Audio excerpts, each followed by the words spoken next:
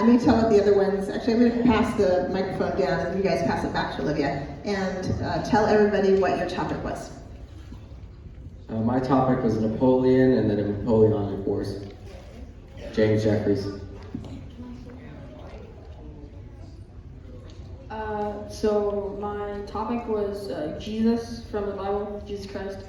And my topic outline, or my topic outline, my hook was, do you know what the true meaning of a rainbow is? Because I once forgot what that was.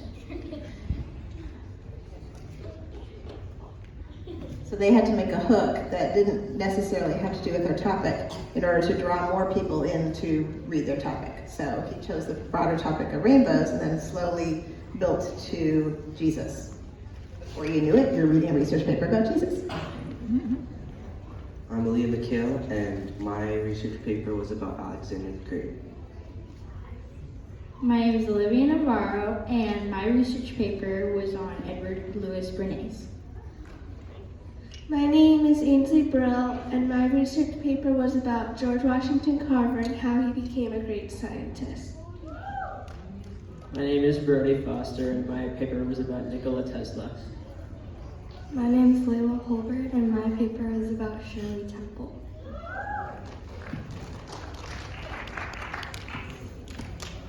And you guys can pick up your papers by the art table or from me when you're all done. Okay, so the rest of you guys can sit down. We'll let Olivia go ahead and read your paper.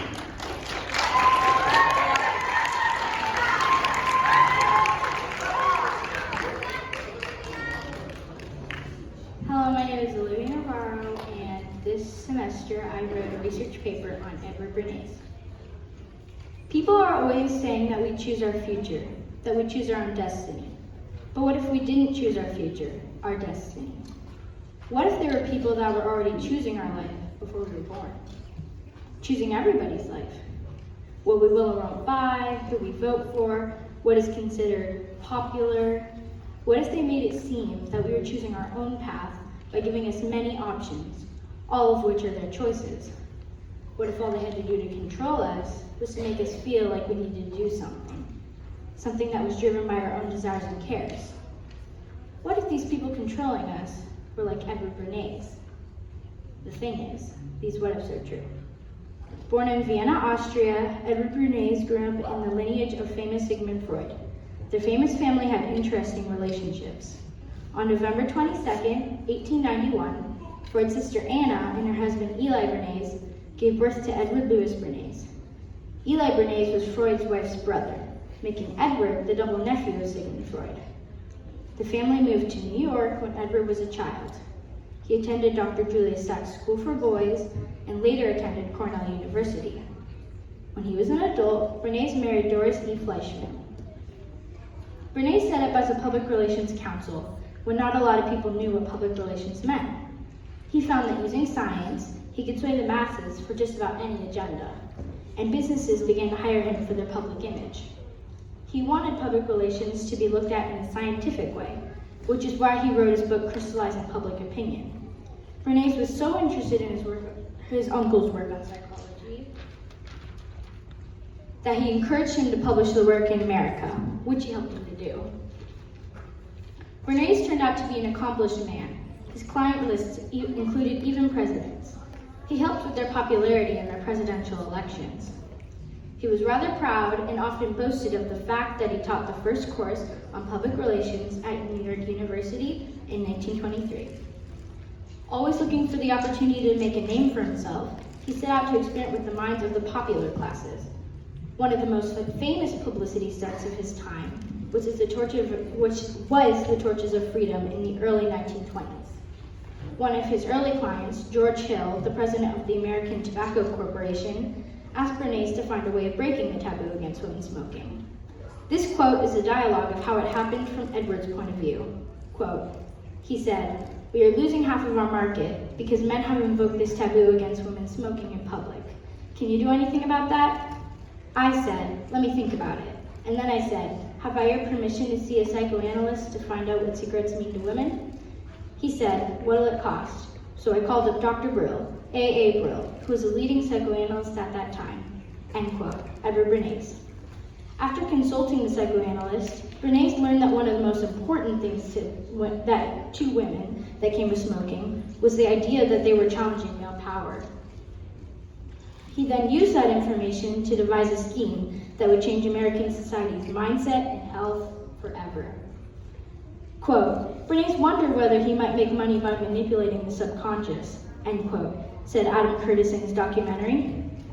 Rich debutantes were hired to walk down the church steps, puffing away at their cigarettes at the Easter Day parade. They were told to hide the cigarettes under their clothes, and at a given signal, light and smoke them together. With that single act, Bernays helped shift the thought of wife and mother to independent American woman, while the public was oblivious to who was behind it and why.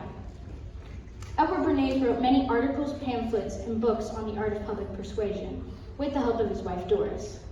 His most well-known works are Crystallizing Public Opinion, 1923, and Propaganda, 1928.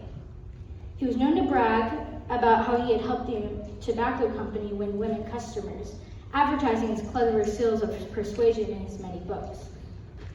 Now, knowing he could make money by manipulating, Bernays used similar methods to the Torches of Freedom campaign, such as enlisting doctors to tout a hearty breakfast for health reasons on behalf of the bacon industry. Quote, to boost book sales, he enlisted architects and contractors to make built-in bookshelves in homes and apartments, which occupants then felt obliged to fill, end quote. David Greenberg shared in his Republic of Spin. Greenberg also states, quote, to sell ivory soap, he held a soap sculpture competition for children, end quote. Doris and Edward eventually had two daughters named Doris and Anne. Anne shared stories about his father's personality in Century of the Self by Adam Curtis. She described him as a man more interested in people as a mass rather than the individual. Doris Fleischman died in 1980. 15 years later, Bernays died on March 9, 1995, at the age of 103. Still quite unknown to most of the world. We must be careful how much we take as truth and be aware of the agenda behind those providing the information. Edward Bernays' life shows us that one person can almost completely change how society thinks and makes decisions by manipulating information or advertising to our desires. Maybe they can even influence the way we think about our world. Or maybe they already have.